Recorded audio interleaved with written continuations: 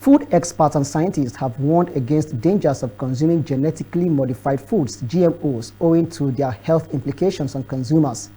Anti-GMO campaigners under the aegis of GMO-Free Nigeria Alliance, made up of about 200 individuals and other groups, at a public hearing organized by a joint committee of the House of Representatives on agricultural production and services, privatization, commercialization, public assets, science engineering, and special duties on Tuesday, expressed concern over what they described as the health and environmental impact of consuming genetically modified foods.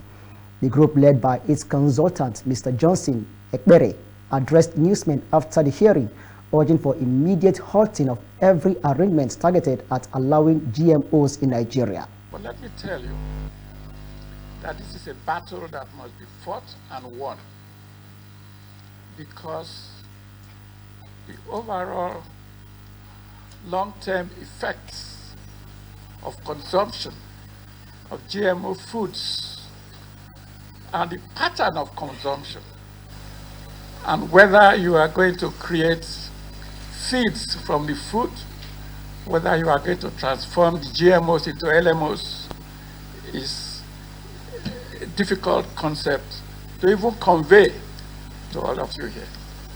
But what I want you to know is that GMOs are time bombs. The external interests that are interested in marketing dumping GMOs, which are agents of mass destruction. These are biological weapons.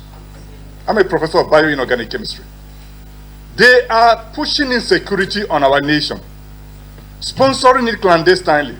And I challenge the national security apparatus to look deeply investigate into why our farmers can't go to farms, only to create a scenario of hunger to advertise genetically modified poisons. All of us witness regulators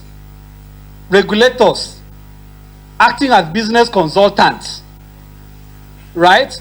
Being more carried away by their decision to approve GMOs in our country than to prevent the impact of GMOs on Nigerians. This government must take it as a personal responsibility to immediately declare a policy of no to GMO.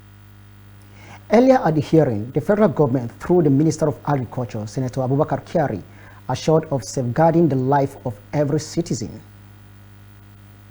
The ministry is fully aware of the concerns raised by the public on most of the seeds that were developed, and therefore the need to interrogate the process and intensify awareness on these innovations. In reference to happenings around the globe about GMOs, there have been several rejections of the health-impairing crop varieties and food commodities that some landmark judgments in favor of concerned citizens of most nations were the sites raised.